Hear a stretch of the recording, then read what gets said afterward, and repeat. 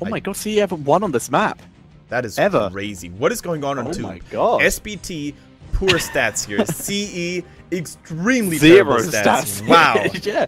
What? When did this happen? When did 2 become like the anti-professional, the anti-top 3 team map? When did this happen? Either way, Hot Lady, research done. They're taking CE to the Tomb of the Spider Queen. Yeah, and this is so smart. Tetra and I, we've been preaching that for a couple of weeks now, that the losing teams should oftentimes pick the map more frequently rather than relying on first pick and then once again giving a team like CE their home turf on an exotic map. So this time they take matters into their own hands, they dictate the pace of the battleground, and so far they've done a really good job at choosing the right one. Yes, they have. As the ban phase begins, Genji banned out by Hot Lady, but first CE banned out Ariel. And now they get the first pick. Now, are they going to pick the Uther? This is like, logic dictates this should be the order. If you're banning Ariel, you should be picking Uther if it isn't banned. But that's not what we see these days because Rhaegar's so high up. Did you see Carlo on the bottom right? No. His reaction when Arthas was picked was like, "Come on, bro! Once again, they That's steal mine." my..." Exactly. That was literally his reaction, and Yeah. that is so cool. Like, you could see how his Murden was not terrible by any means, but it was also not super impactful, and that is the crux. That is the big disadvantage when you have a main tank player who's so limited in his heroes pool. And yeah. He still has the option of Tyrael. That is still available to him, and Tyrael works pretty well this map, especially with this composition, as long as you don't stack your invulnerables, as we have seen done before. That's exactly what Carlo's reaction was, by the way, chat. Very, very good resemblance. I like it. Alright, so, Uther Greymane, that's pretty solid. You know what? Who I'm really missing, Tetra in China? I'm really missing the Varian with the Greymane. Curse Bullet Taunt. It's so good, and it's been executed well by Fnatic and other teams in Europe. I just don't get the hang of it why China refuses to pick Varian anymore. Yeah, I miss the Varian as well. Seems like it would work with a lot of their compositions, especially since you can, in theory, de-shield him if you don't want to go for a shield wall build. But the shield wall build's still that's too just good. Crazy and silly. That's crazy. We see Tychus coming in again, and the Rhaegar. Have they actually fixed the voice bug where if you pick Rexar, it's still going to play Rhaegar's voice line? I have no idea. I didn't know that was a thing. Yeah, so if you logged in Rexar, you would still hear Rhaegar saying something with thunder. I don't even remember, but it was kind of silly. But we never see Rexar anyway in HGC, so poor little guy and poor Misha. Poor Misha. We miss Misha. Not Rexar. Rexar can stay away. We would just want Misha, the useful part. Okay, so we do have a Hot Lady with their pick coming up. Yeah, Tomb of the Spider Queen, I mean, they might as well ban something that has a lot of wave clear that they don't want to pick, because they do get to pick first after the second ban phase. So, I don't know, maybe ban something like Vala. I mean, in theory, they could still go for a double support pick. Yeah, there we go, or ban one of the double supports. I like it. I mean, it was really hard for them to find a good target anyway, because it looked so neutral what CE brought to the table, right? And Stitches, see you later. So that basically leaves Carlo in terms of his tank pool to Muradin, as we just found out, and Tyrael. That is his tank pool. Both would be reasonable. Both would be relatively fine here. Muradin would be less effective due to Tychus. True. So, well, true. It's okay. Here's the argument. It's not less effective. It just means that the avatar is going to have less effects. Yeah. Like everything else is just, you're going to take the exact same amount of damage if you are a Murky getting hit by minigun than if you are a Muradin getting hit by minigun. That's how percentage damage works. Minus Tychus's actual auto attacks alongside them. So that is the different thing. The difference is it burns through an ability that you have. The avatar gives you health. Tychus takes that extra health away and makes it work against you. This is why Tyrael, with a shield, is going to be a little bit more effective than Muradin with the extra health. Exactly, and that's the reason why Diablo suffers as well, because you basically deny the bonus health granted by the Soulstones, etc, etc. So, we have seen Anubrek being kind of neglected in the first couple rounds, which is highly unusual, and Alarak, for the first time today, makes it to the Nexus, and Normally, we're used to seeing Alarak by the teams like E-Star on a map like Battlefield of Eternity, but Tetra, I think he might work on Tomb just as fine. I would say so as well. He's a solid hero, great for catching heroes around the map. We saw him a little bit in European Open Division. We have seen him in China on this map in the past. He's good for catching. The issue with him is if he doesn't get a kill, he's in danger due to his engage also being his escape. Yeah, you need to make sure that you get value out of your combo, especially if that means you're going to get yourself closer to the enemy team. And look at Alarak's spectacular win rate. That's actually a fairly respectable sample size. 16 games total, and still sitting at a 68, 69 almost win rate. That is pretty insane. Dude, it is. Nice to see. And Li Ming with little Ragnaros coming in. So single tank, double ranged, bruiser. I don't hate it. I think Ragnaros is actually one of the more underrated heroes in competitive. And true, he got hit pretty hard by the nerf hammers again and again, but on certain battlegrounds like Infernal Shrines or Tomb of the Spider Queen, his Molten Core gets exceptional value. He's still a rock-solid soul laner. He's one of the few heroes who still has what is basically a resistance talent. True. Resistance / relentless talent that when against Uther and Anubrak is going to get some great value, and the hacker as well. I definitely don't hate it. Now, the hacker on the other hand, we saw how good he can be, despite the fact that he doesn't get the most of global pressure off in terms of Spider Queen, but his ganks, thanks to numerous bush locations, those ganks are still very frightening. So, Tetra, if you take a look at Hot's Lady's draft, do you think it's going to be strong enough to potentially tie this series? I mean, they've been tying series left and right in the past. They have the double global, the double solo laners in Alarak and Dahaka, so they can rotate quickly. Aww. Hello, chillins. Welcome to the esports. Indoctrinating at a young age. Someone give a cookie, not just to the children to make them feel better, but also to the parents. To us, of course. I mean, I'm always up for it. But to the parents for raising their children the right and proper way. Getting them into the mall and making them watch Heroes of the Storm Esports. Indeed, the correct parenting technique. As we move on to as we look at those drafts, Hot Lady, they have the potential for a really nice team fight. If they can move in with all their melee, they can really isolate people and get some good value. Not sure it's going to be enough. C's draft is a little bit more standard. The Ragnaros could give them great snowball potential if they are able to take down some forts. Yeah. Sorry, I just imagined the parents be like, okay, you just sit here, watch some esports. We're going to be right back after buying some shoes and whatnot. So, all right, ladies and gentlemen, game number 2 between Hot's Lady and C coming right at ya.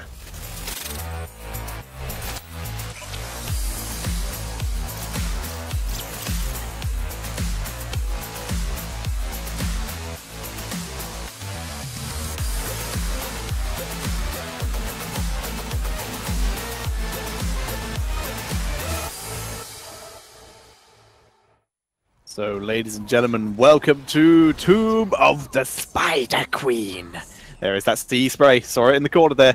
And it's CE on the left-hand side, Alufal on Rhaegar, Wind on Arthas, KTY on Tychus, Paradise on Ragnaros, and Zuyu on Li Ming.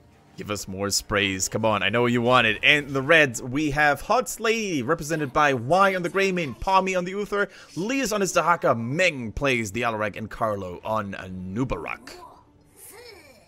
Okay, no more sprays. Sad face. No more sprays. Sad face. Hopefully they will spray them in the middle. Yeah. This is the whole point. Like, everyone seems to like the idea of, like, grouping up in the middle. Why don't you just spam your sprays? You know each other are there. Spam your sprays. Show the pride. But no, instead they throw abilities at each other like savages. How as boring. we see at level 1, indeed.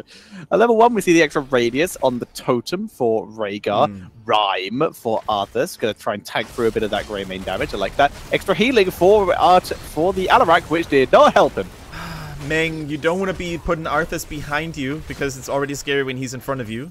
So exposing himself exposing himself just a little bit, standing still in place, and gets taken out immediately. do we want to call it a classic Meng? Not yet, because he's been showing pretty good results lately, so let's not be too harsh to him for now. But a very interesting Rhaegar approach here as well, going for the Colossal Totem at level 1. He does not go for the additional wave clear provided by Lightning Bonds, so really, really interesting to see this kind of adjustment. It is indeed. Now, this slow, who would it synergize with? It's going to allow Li Ming extra hits. There are no executioners or anything like that on the team, so it is mostly going to be for the, I guess, Ragnaros, R, and Li Ming. I think that's the reasoning for the totem. Yeah, I would definitely agree. So I think you can really lock down a couple of immobile targets on the side of Hot's Lady. However, CE loses another team member and Ragnaros falls. They're tying it 1-1 so far. Not too shabby. Carlo, nice body blocking there, protecting Y as they turn it around. Arthur's 2, and the Hot's Lady, 2 kills to 1. Yeah, that was a very nice counter kill here for Arthas, who got a little bit too cheeky, and also took some tower shots in, and that's of course the big advantage of having Alarak in your team as well. Whoa, Meng actually took the warp to the face here. But yeah, Alarak doesn't care about the physical damage reduction by Arthas. He's all magic, baby, and very rarely does he use his auto attacks to deliver the killing blow. Indeed, very cool. So, Carlo taking a little bit of harassment damage. Still fine for the moment. Passing Uther just gets a heal on the way. Neither team is in too bad a position for now. It's just little kills here and there. They haven't lost a huge amount of XP. Exactly. Definitely true. Now, Zuyu, I haven't been seeing a good convincing Li Ming in HGC for a long time, especially in China. I mean, in Europe we have an occasional Schwimpy moment just wrecking everyone, but in China it has been a while since I last saw Li Ming really convince. And look at the Hot's Ladies. They're turning on the heat here, getting kill after kill, but also losing the Grey Bane. So a 1-versus-1 trade. However, they get the gems. All good. Yeah. Trying to turn in. Neither team has enough for a full turn in yet, but they can at least get those gems off their person to continue putting the pressure on. So very rotation heavy this game today. And that's exactly how it's supposed to be on Terminus Pride Queen. The map is so tiny compared to others. Distances between the lanes are so short as well. So you really have to be on your tippy toes the entire time. Whenever you cross, you know, the middle line in your lane, whenever you enter the enemy's half of the map, you need to be super careful. Watch the minimap. Where are the enemies? If they're missing, you get the hell back there. Yes, you want to get back into lane, get the XP as much as possible. That's why clearing up, needs to be careful where he's standing, could always be in danger of that Arthur's dropping a root if everyone else is rotating. Ooh, KTY. Careful now, careful now. He's not the one in danger. Would have been Paradise, but they were a bit slow on the rotation, and the vision given by KTY gave Paradise time to react and retreat. There we go. I think the bottom mercenary camp, the Siege Giants, are oftentimes overlooked on on Terminus Pride Queen because it is not known to be a map that focuses a lot on mercenaries, right? So oftentimes people only focus on the turning in points, they focus on gems, on pushing, maybe even the Bruiser camp, which is so conveniently safely located towards your own base, but very rarely do we see a focus on Siege Giants when they can really make a big difference too. Yeah, Siege Giant's so valuable in general, but so rarely picked on this map. Silence dropped onto KTY there. That's going to be the one hero stack for the Discord strike of Alarak there. And the first turn in now for CE as well. And the first turn in on Terminus Pride Queen is always a special one because it can really lay the foundation to snowball. If you get a couple of towers, maybe even a fort or two, it's going to be very hard for the enemy team to come back. And Carlo caught in the middle of CE. No more burrow charge because I think he used it to go in aggressively, and that's the problem. Why sometimes on a noob you just want to be a bit more patient. Tommy takes damage from that Web Weaver wave as Zuyu continues to siege. Be careful where he's standing. Meg can chunk him. Yeah, this is not looking good for Hotsley. They're getting pretty much pushed in. Pommy needs to go back now. You definitely want to have him at the defense. They're losing tower after tower, Tetra.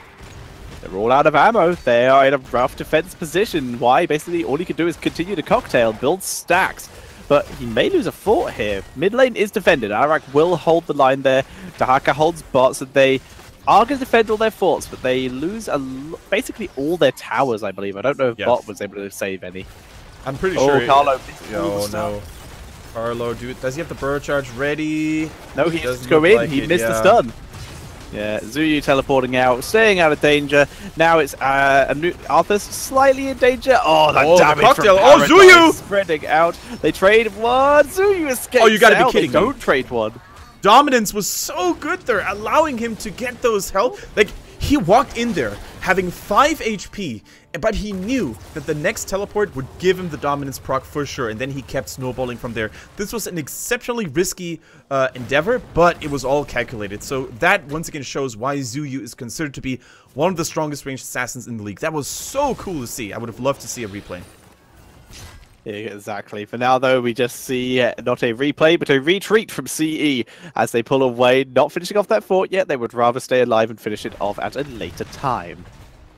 Alright, so that was a strong statement by Zuyu. He's like, if you guys are overextending and if you guys are dropping low for no reason, I'm gonna take your life one after the other. And Hot's Lady, they're starting to get further and further behind. Look at the XP gap in between 11 to 9, and it looks like CE is heading towards another pain. They do have enough gems.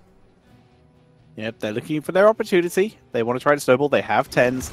Hot Lady will also have 10s, though, so by the time the web movers actually arrive, so the urgency doesn't appear to be there for CE because it's a bit unnecessary. Yeah, exactly. I mean, if they really wanted to get maximum value out of this push, they would try to force it in right now before the enemy team hits level 10. But even without it, I think, well, that is certainly unlucky. Ragnaros seems to be the weak link so far. He's been caught off guard multiple times by now. And while it's okay, you know, when it happens first or for the second time, it shouldn't really happen that often. So we want to be a little bit critical of him and his positioning. It's a consistent theme with Ragnaros. He doesn't have the kind of escape capability that someone like Sonya or even maybe a Kerrigan has, and as such, you often see him getting ganked a little bit more because he is still the hero that people put in the solo lane. Exactly. There's no steroids on him, no movement speed increases, no dashes, no blinks. So you're going to have to be extremely cautious when you overextend in lane, and you need to make sure that you do not die too many times. Beautiful cleanse by Alufal, by the way, preventing the follow-up stun by Carlo. First Divine Shield keeping Anubrak alive as he pulls back out of the danger. The Ragnaros damage sieging onto the rest of Hot's Lady as Meg is picked off. Can they get more? The slows from Arthur's 1 and 2 and maybe 3 if they can reach Carlo, which they can't. Carlo burrowing out of danger. But that's still a 3 for 0 in favor of CE. Nice use of that multi-core even during a Hot's Lady Web Weaver turn-in. Yeah, so, I mean, if you die while your own weapons are pushing towards the enemy base, it's not the worst time to die because the enemies are definitely going to have to retreat and defend anyway. But it's certainly far from ideal as well because you might as well just push with your weapons alongside. And once again, I am not sure if those drags, if those swaps by Meng are really that good. He actually pushed Wind on the Arthas inside into the backline, and he was able to have an easy time slowing multiple members, picking one up after the other. So Hot's Lady looking a little bit wonky right now. This might be yet another kill on Paradise. Uh-oh. Oh dear, no. Paradise. Not in his own personal paradise right now. He is, if anything, in limbo at minimum. In some variation of heck at worst. And that feeds to win because for some reason CE is still ahead by a large margin. Yeah, his team is winning the game. This is still a thing. He's getting picked off every now and again, but in team fights when he's actually available, he's doing great. It's just laning phase he's not doing well on. Maybe he needs to just do his best Abathur impression and just stay in base. For now, though, we are seeing CE pushing in bot lane. They will guarantee themselves a fort at minimum. Top fort's still quite low. They can grab that at their leisure. Hot Lady, though, grabbing an Arthas at their own leisure. That could be an extremely important kill. Taking out the main tank that also carried a couple of valuable gems. KTY picks up all of them. Nicely done. But yeah, destroying the Arthas, denying them the strong frontliner, the main engager as well. That is huge for Hot Lady, and that makes it so much easier for them to actually defend. They caught another one in the cocoon. Yeah, Tyker's dropping some range damage. We already see Li Ming taken out, though, as Hot Lady pushing forward, looking for a Luful. Remain with the damage output. Cocktail able to finish him off. KTY hiding all the way in his own base. And that's another 2 kills going over to Hot Lady. They are doing well here. The ladies are starting to stabilize indeed, getting 2 very important kills here against Li Ming and Rhaegar. And I gotta give much credit to Y here on the Greyman, using that go for the throat to the fullest efficiency here. And sometimes you just don't want to go Curse Bullet, despite the enemy team having an Arthas. Sometimes you want to go for the backline, and that's exactly what they've been doing so far. Nice swap, and Paradise, he's once again going to live. He is, in fact, alive. That Sulfura Smash keeping him alive as Hot Lady pull back out of danger. They're still behind his structures, though. It's the issue. They're getting kills. They're actually only 1 kill behind, but they haven't really killed any falls yet. They need more gems. They need more pressure. I think he might be behind me again, by the way. Yeah, I think I'm going to just quickly refresh. Sorry for the inconvenience, guys. I am on 8. Let's see what I've got. But yeah, you bring up a very good point here. It's one thing to kill people every now and then. I'm saying at 8 as well. Perfect. It's one thing to kill enemy heroes, but it's a different story to actually capitalize on those victories. Sometimes you just need to go for the structures, and that's more... Yeah, Zuyu, nice laser show, preventing them from paying. That was so funky, right? Yeah, he just activated it. He just activated, spun, deactivated. It was perfect. Didn't want to stay there any longer than he needed to because of Nubarak. That was so smart. Now, Cocoon could be huge. It could be. They're moving back in. Tiger's fully pulling back out of danger. Pops the Odin as they want to try and get someone. Nubarak to getting Divine Shield. Pommy now is the one in danger. He's getting slowed here. Has no speed boost or anything like that to get him out of danger, but he looks like he'll get out on his own there. KTY not going to chase any deeper. Yeah, that escape was huge because not only did they not lose any gems, but also they can now regroup, rally, and soak a little bit more towards that 16, which CE already unlocked. And we're going to see the Remorseless winner for Arthas, so the inbuilt root after staying in the Frozen Tempest for a little while. We see the Earth Grass Totem for Rhaegar. They're going to have a ton of crowd control effects at their disposal right now. They really are. They don't have a huge amount of stuns outside of you know, the Sulfura Smash, which is a big cooldown to burn for a stun. But they now have set up for said Sulfura Smash with that Earthgrass Totem. Yeah, absolutely. There's an abundance of slows ready, which is so nice for Ragnaros. Makes it much easier for him to land his Sulfura Smash.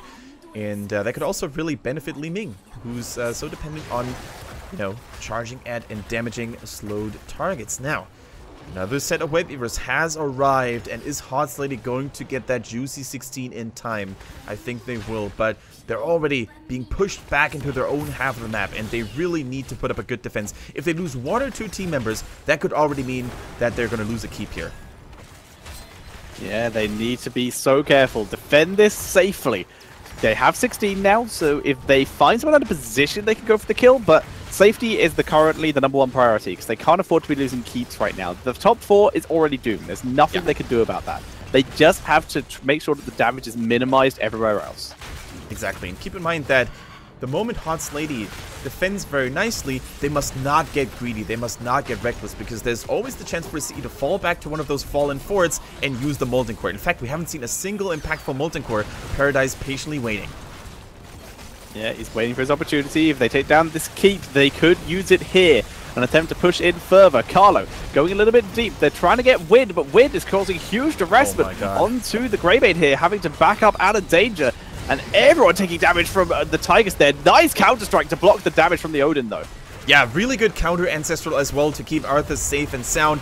Good dodge on that Sulfura Smash as well. Leaves with a big play, but it is not going to be enough. He ends up falling anyway. The bottom keep is exposed, has been destroyed, and is now a good location for the Molten Core to use. In fact, I would love Paradise to use it right now if they want to go for the core, but do they really want to push it? Okay, they're using it.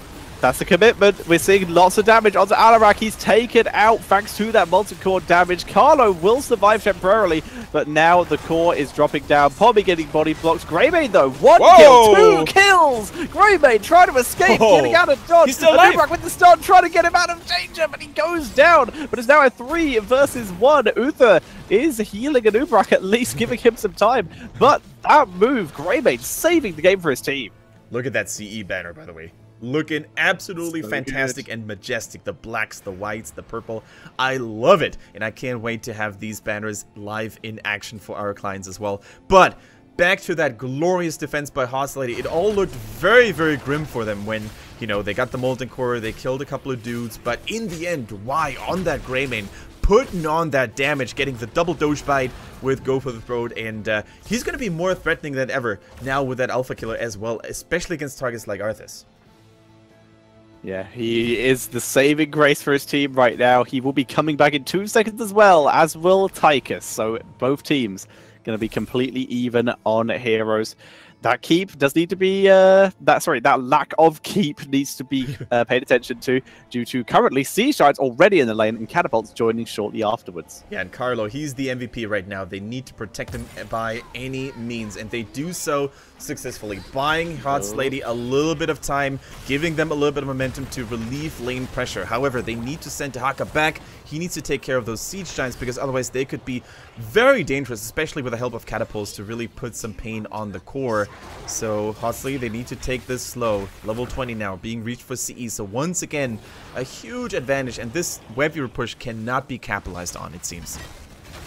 Yeah, they're trying to keep some XP soak out of it at least, because like you said, they don't have 20. They really would love the XP here to give themselves to level 20, but they also can't afford to die with that bottom keep difficulty, exposed. by the way, Tetcher. Yeah, right. If they'd had that earlier, they might have been able to win the game, but they went in, they committed too early before that level 20, and Hot Sadie were able to manage it well. And I gotta say, I love the flexibility of which Arthas builds himself here. He went for the anti-magic shell. That's gonna give him so much more protection against the likes of Alarak in particular, but even against the Greymane as well. Hasn't really activated it yet. He gets cocooned, but no, it gets destroyed immediately. Yeah, now Pobby just gets killed by the Q from No redemption. Wind then. Nicely done. No redemption, like you said, not level 20. Carlo has to burrow charge into his own base to stay alive, and now this second keep of the game is in danger. Meng dropping a nice Discord strike, though, at least for a delay. Yeah. Hey, Arcanform, there we go.